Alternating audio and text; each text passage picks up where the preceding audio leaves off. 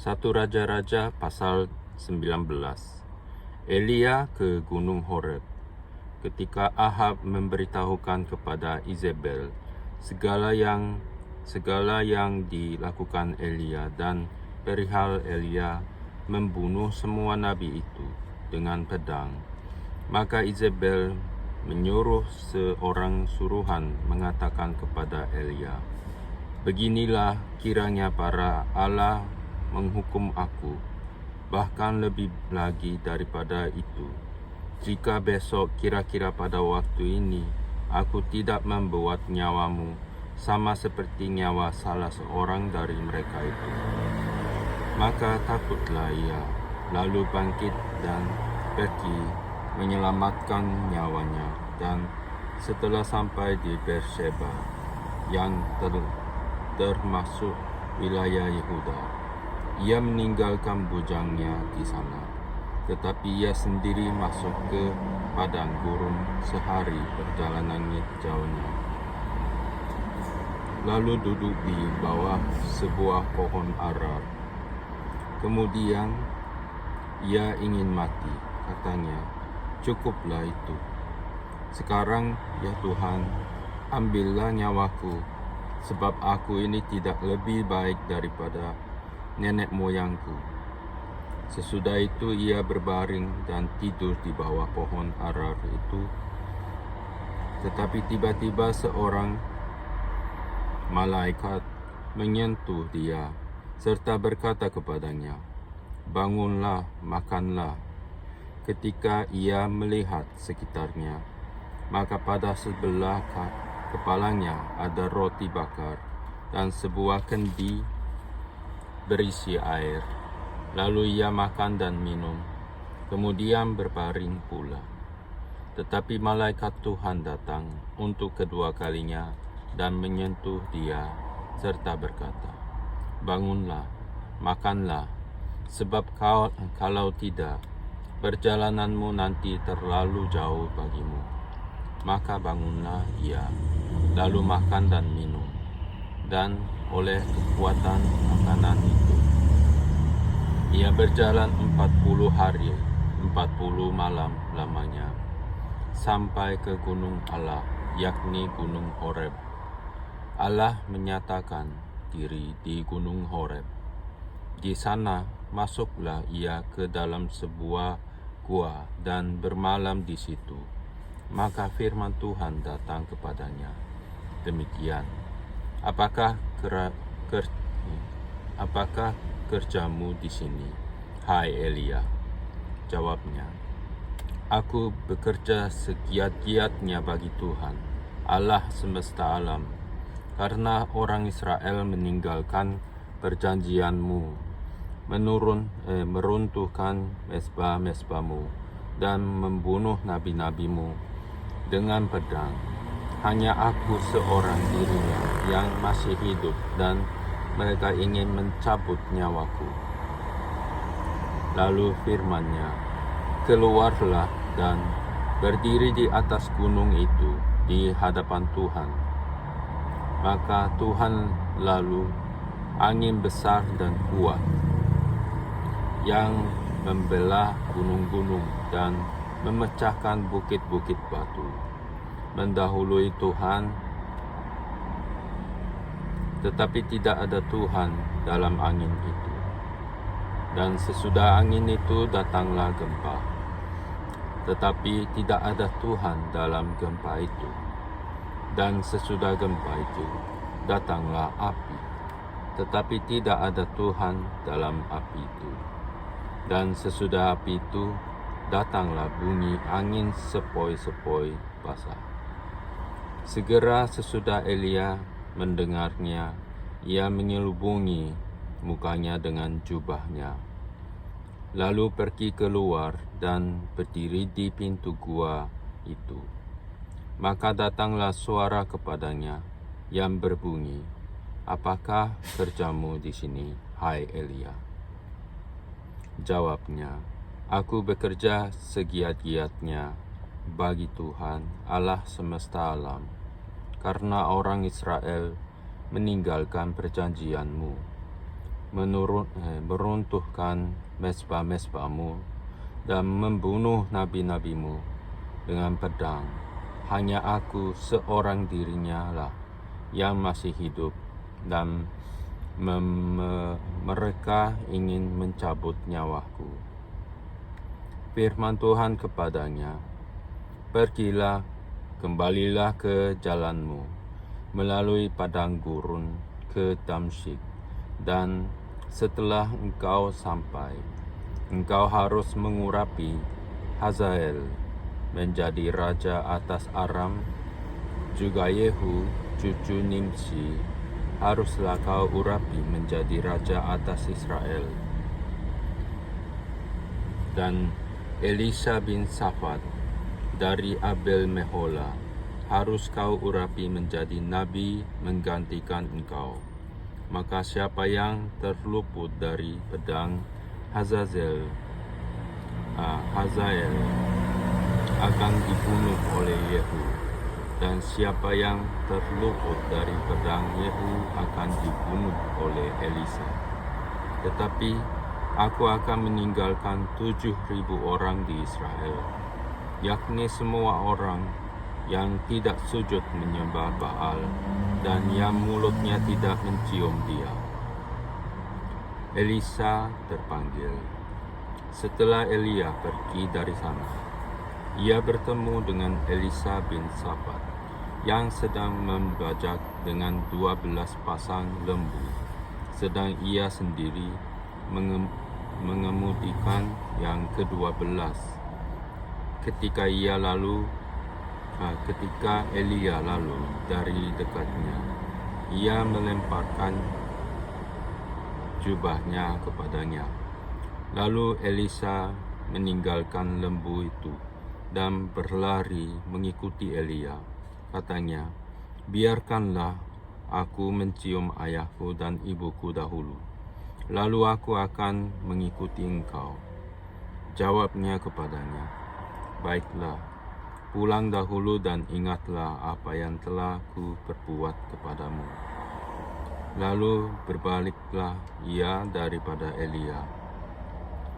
Ia mengambil pasangan lembu itu, menyembelihkannya dan memasak dagingnya dengan bajak lembu itu sebagai kayu api. Ia memberikan daging itu kepada orang-orangnya, kemudian makanlah mereka. Sesudah itu bersiaplah ia, lalu mengikuti Elia dan menjadi pelayannya. Pasal 20. Samaria tertolong dari kepungan. Ben-Hadad Raja Aram mengumpulkan seluruh tentaranya, 32 orang raja bersama-sama dia beserta kuda dan kereta. Lalu ia maju, ia mengepung Samaria dan memeranginya. Kemudian ia mengirim utusan ke kota itu kepada Ahab, Raja Israel, dengan pesan, beginilah pesan Ben-Hadad, emasmu dan perakmu adalah milikku, dan juga istri-istri dan anak-anakmu yang cantik-cantik adalah milikku. Raja Israel menjawab, katanya, seperti bicaramu itulah, ya tuanku raja. Aku ini dengan segala yang ada padaku adalah milikmu. Sesudah itu utusan-utusan itu kembali dan berkata, beginilah pesan Ben-Hadad. Memang aku telah menyuruh orang kepadamu, mengatakan, emas dan perakmu, istri-istri dan anak-anakmu harus kau serahkan kepadaku. Tetapi besok, kira-kira pada waktu ini, aku akan menyuruh pegawai-pegawaiku kepadamu, dan mereka akan menggeledah rumahmu dan rumah pegawai-pegawaimu. Maka segala yang mereka lihat dan ingini akan mereka ambil dan mereka bawa. Lalu Lalu Raja Israel memanggil semua tua-tua negeri itu dan berkata, camkanlah orang ini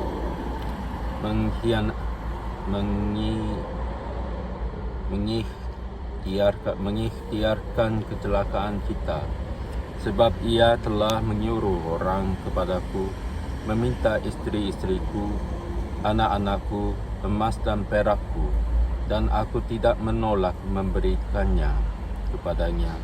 Lalu kata semua tua-tua dan segenap rakyat itu kepadanya, jangan dengarkan, jangan luluskan.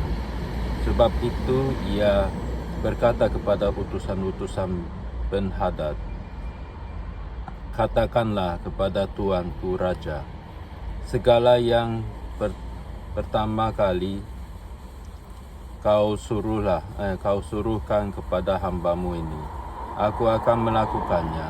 Tetapi tuntutan yang kemudian ini tidak dapat ku penuhi. Lalu pergilah utusan-utusan itu dan menyampaikan jawab itu kepada Ben-Hadad.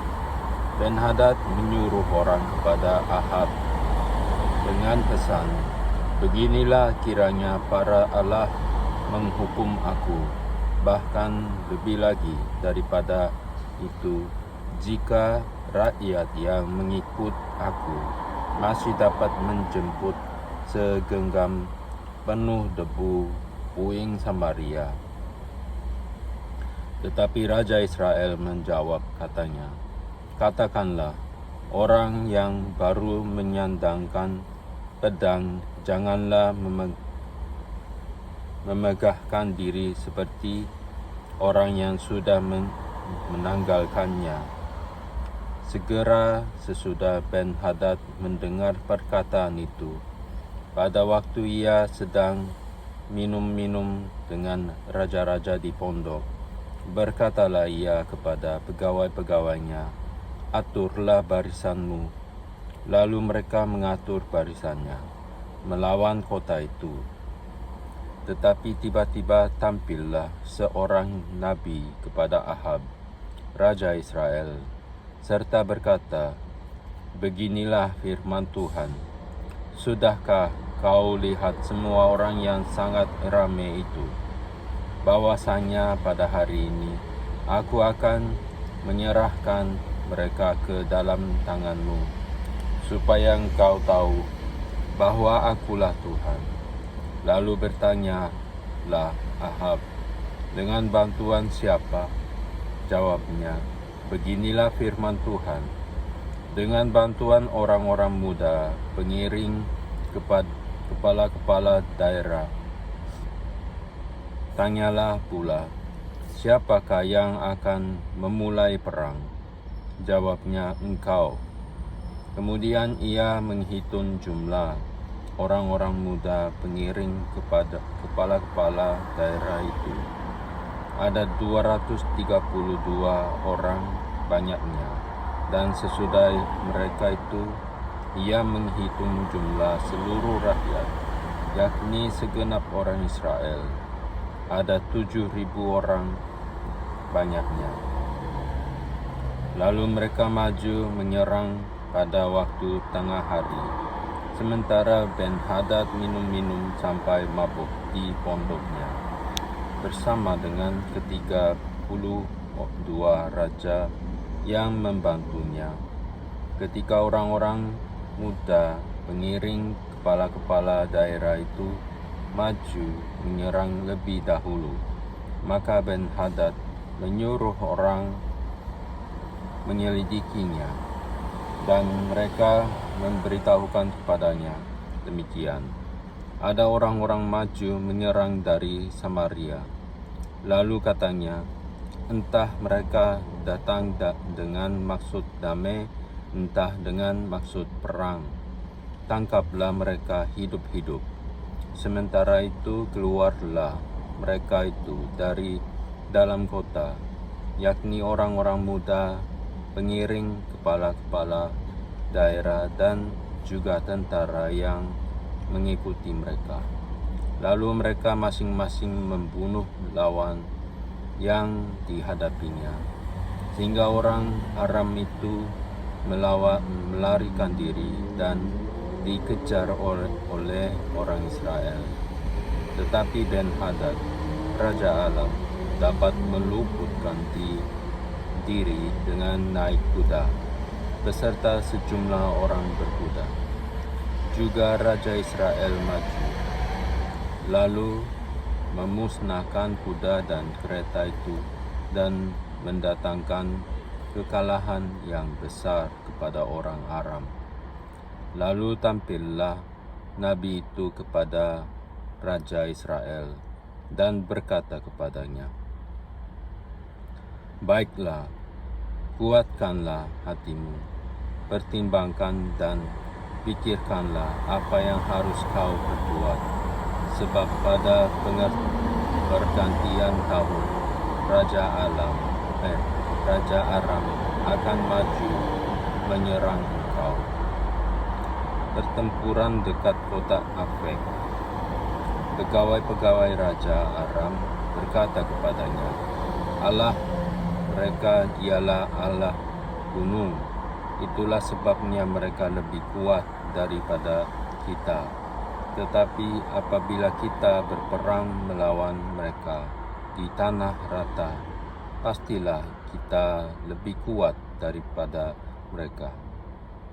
Bertindaklah begini, pecatlah raja-raja itu masing-masing dari kedudukannya, dan angkatlah bupati-bupati menggantikan mereka.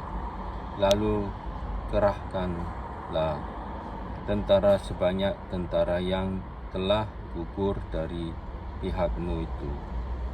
Demikian pula kuda dan kereta sebanyak yang dahulu. Marilah kita berperang melawan mereka di tanah rata.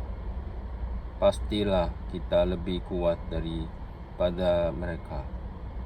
Raja mendengarkan usul mereka dan bertindak demikian. Dalam tahun yang berikutnya, Ben-Hadad memeriksa barisan orang Aram, lalu ia maju ke Afek untuk berperang melawan orang Israel.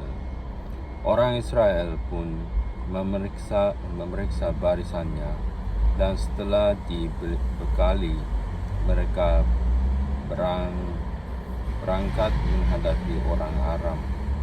Orang Israel berkemah di hadapan mereka seperti dua kawanan kambing. Sedang orang Aram telah datang membanjiri negeri itu. Maka tampillah abdi Allah dan berkata kepada Raja Israel, "Beginilah firman Tuhan, oleh karena orang Aram itu telah berkata, Tuhan ialah Allah gunung dan bukan Allah dataran, maka aku akan menyerahkan seluruh tentara yang besar itu ke dalam tanganmu."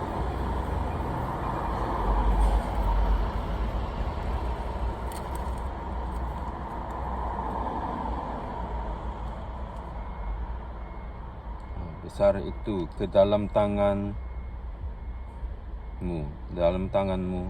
supaya kamu tahu bahwa Allah Tuhan. 7 hari lamanya mereka berkemah berhadapan, tetapi pada hari yang ke-7 mulailah pertempuran. Dan pada suatu hari orang Israel menewaskan 100.000 orang berjalan kaki dan dari orang Aram itu.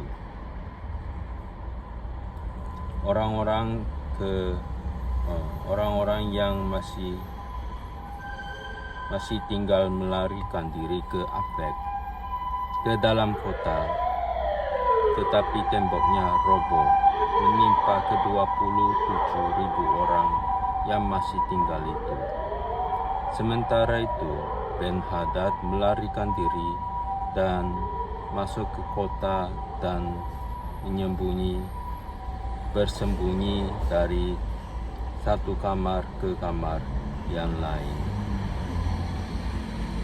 Lalu berkatalah pegawai-pegawai dia kepadanya, "Ketahuilah, kami telah mendengar bahwa raja-raja kaum Israel itu adalah raja-raja pemurah. Marilah kita menaruh kain kabung pada pinggang kita dan tali pada kepala kita. Dan dengan demikian keluar menghadap Raja Israel. Barangkali ia akan menyelamatkan nyawamu." Lalu mereka melilitkan kain kabung pada pinggang mereka dan tali pada kepala mereka. Kemudian mereka pergi menghadap Raja Israel sambil berkata, "Hambamu Ben-Hadad berkata, 'Kiranya tuanku membiarkan aku hidup.' Jawabnya, 'Masih hidupkah dia? Dia saudaraku.' Orang-orang itu menganggap hal itu sebagai tanda yang baik. Maka segeralah mereka berpegang pada perkataannya itu, lalu berkata, 'Memang saudaramu Ben-Hadad.' Sesudah itu berkatalah Ahab, 'Pergilah, ambil dia.' Jadi keluarlah Ben-Hadad mendapatkan dia, lalu diajak naik ke atas kereta. Kata Ben-Hadad kepadanya, 'Kota-kota yang telah diambil bapaku dari pihak bapamu akan ku kembalikan. Engkau boleh juga membuat pasar bagimu di Damsyik, seperti yang dibuat bapaku di Samaria. Dan aku sendiri,' kata Ahab, 'akan membiarkan engkau pergi dengan perjanjian.' Lalu ia mengadakan perjanjian dengan dia dan membiarkannya pergi." Nubuat tentang hukuman yang akan menimpa Ahab. Seorang rombongan Nabi berkata kepada temannya, "Atas perintah Tuhan, pukullah aku." Tetapi orang itu menolak memukulnya. Lalu ia berkata kepadanya, "Oleh sebab engkau tidak mendengarkan suara Tuhan, ketahuilah apabila engkau pergi daripadaku, seekor singa akan menerkam engkau, dan ketika orang itu pergi daripadanya, maka seekor singa bertemu dengan dia, lalu menerkam dia. Kemudian nabi itu bertemu dengan orang lain. Lalu ia berkata, 'Pukullah aku.' Orang itu memukul dan melukai dia. Sesudah itu nabi itu pergi dan berdiri menantikan raja di jalan, sambil menyamar dengan membubuh kain pembalut pada matanya. Pada waktu raja lewat, ia mengadukan halnya kepada raja.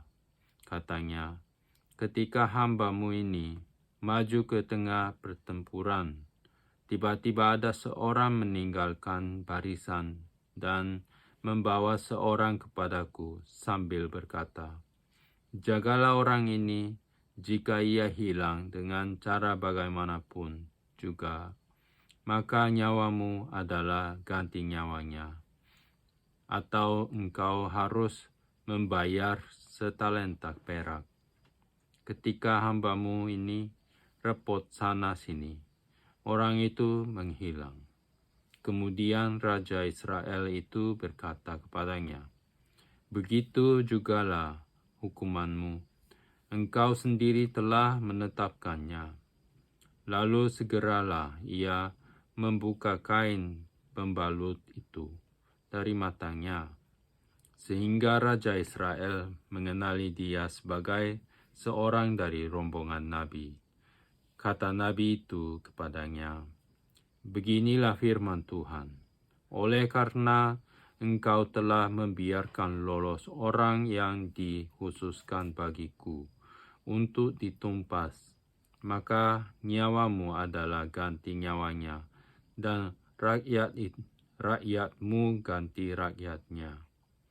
Lalu Raja Israel pergi ke istananya dengan kesal hati dan gusar.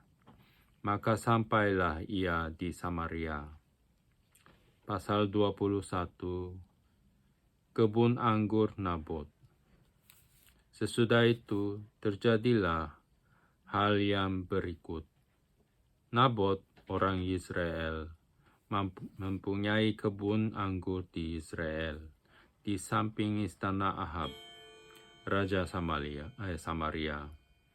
Berkatalah Ahab kepada Nabot, "Berikanlah kepadaku kebun anggurmu itu, supaya ku jadikan kebun sayur, sebab letaknya dekat rumahku. Aku akan memberikan kepadamu kebun anggur yang lebih baik daripada itu sebagai gantinya. Atau jikalau engkau lebih suka, aku akan membayar harganya kepadamu dengan uang." Jawab Nabot kepada Ahab, "Kiranya Tuhan menghindarkan aku daripada memberikan milik pusaka nenek moyangku kepadamu." Lalu masuklah Ahab ke dalam istananya dengan kesal hati dan gusar karena perkataan yang dikatakan Nabot, orang Israel itu, kepadanya, "Tidak akan ku berikan kepadamu milik pusaka nenek moyangku." Maka berbaringlah ia di tempat tidurnya dan menelungkupkan mukanya dan tidak mau makan. Lalu datanglah Izebel, istrinya, dan berkata kepadanya, "Apa sebabnya hatimu kesal, sehingga engkau tidak makan?" Lalu jawabnya kepadanya, "Sebab aku telah berkata kepada Nabot, orang Israel itu, berikanlah kepadaku kebun anggurmu dengan bayaran uang, atau jika engkau lebih suka, aku akan memberikan kebun anggur kepadamu sebagai gantinya." Tetapi sautnya, "Tidak akan kuberikan kepadamu kebun anggurku itu." Kata Izebel istrinya kepadanya, "Bukankah engkau sekarang yang memegang kuasa raja atas Israel? Bangunlah, makanlah, dan biarlah hatimu gembira. Aku akan memberikan kepadamu kebun anggur Nabot, orang Israel itu." Kemudian ia menulis surat atas nama Ahab, memeteraikannya dengan meterai raja, lalu mengirim surat itu kepada tua-tua dan pemuka-pemuka yang diam sekota dengan Nabot. Dalam surat itu ditulisnya demikian, "Maklumkanlah puasa dan suruhlah Nabot duduk paling depan di antara rakyat. Suruh jugalah 2 orang dursila duduk menghadapinya, dan mereka harus naik saksi terhadap dia dengan mengatakan, engkau telah mengutuk Allah dan Raja." Sesudah itu bawalah dia keluar dan lemparilah dia dengan batu sampai mati. Orang-orang sekotanya, yakni tua-tua dan pemuka-pemuka yang diam di kotanya itu, melakukan seperti yang diperintahkan Izebel kepada mereka, seperti yang tertulis dalam surat yang dikirimkannya kepada mereka. Mereka memaklumkan puasa dan menyuruh Nabot duduk paling depan di antara rakyat. Kemudian datanglah 2 orang, yakni orang-orang Dursila itu, lalu duduk menghadapi Nabot. Orang-orang Dursila itu naik saksi terhadap Nabot di depan rakyat. Katanya, Nabot telah mengutuk Allah dan raja. Sesudah itu mereka membawa dia ke luar kota, lalu melempari dia dengan batu sampai mati. Setelah itu mereka menyuruh orang kepada Izebel mengatakan, Nabot sudah dilempari sampai mati. Segera sesudah Izebel mendengar bahwa Nabot sudah dilempari sampai mati, berkatalah Izebel kepada Ahab, bangunlah, ambillah kebun anggur Nabot, orang Israel itu, menjadi milikmu, karena Nabot yang menolak memberikannya kepadamu dengan bayaran uang sudah tidak hidup lagi. Ia sudah mati. Segera sesudah Ahab mendengar bahwa Nabot sudah mati, ia bangun dan pergi ke kebun anggur Nabot, orang Israel itu, untuk mengambil kebun itu menjadi miliknya. Tetapi datanglah firman Tuhan kepada Elia, orang Tisbe itu, bunyinya, bangunlah, pergilah menemui Ahab, Raja Israel yang di Samaria. Ia telah pergi ke kebun anggur Nabot untuk mengambil kebun itu menjadi miliknya. Katakanlah kepadanya, demikian beginilah firman Tuhan. Engkau telah membunuh serta merampas juga. Katakan pula kepadanya, beginilah firman Tuhan. Di tempat anjing telah menjilat darah Nabot, di situ jugalah anjing akan menjilat darahmu.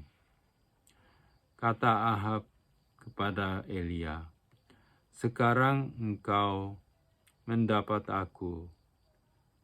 Hai musuhku, jawabnya, memang sekarang aku mendapat engkau, karena engkau sudah memperbudak diri dengan melakukan apa yang jahat di mata Tuhan.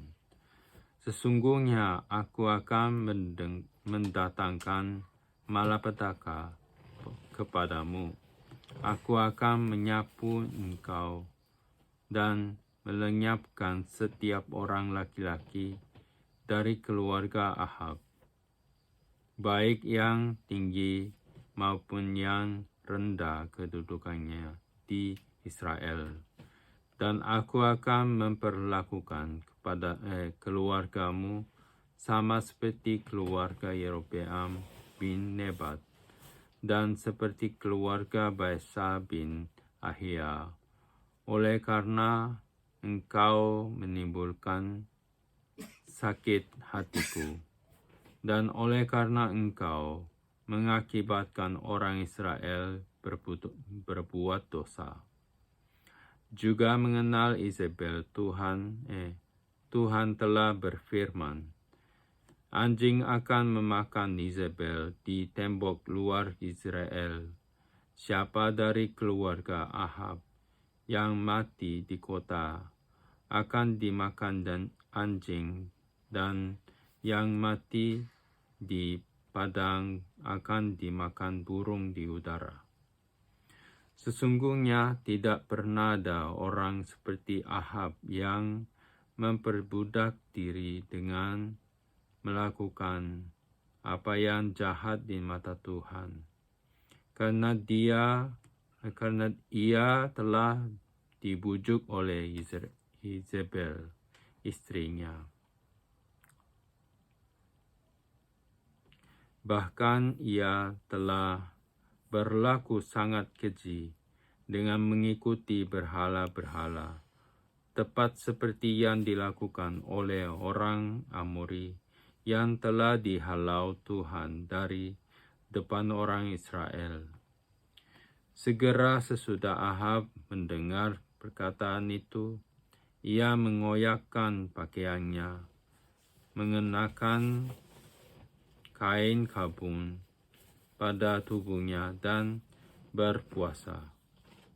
Bahkan ia tidur dengan memakai kain kabung dan berjalan dengan langkah lamban. Lalu datanglah firman Tuhan kepada Elia, orang Tisbe itu. Sudahkah kau lihat bahwa Ahab merendahkan diri di hadapanku? Oleh karena ia telah merendahkan diri di hadapanku, maka aku tidak akan mendatangkan malapetaka dalam zamannya. Barulah dalam zaman anaknya aku akan mendatangkan malapetaka atas keluarganya.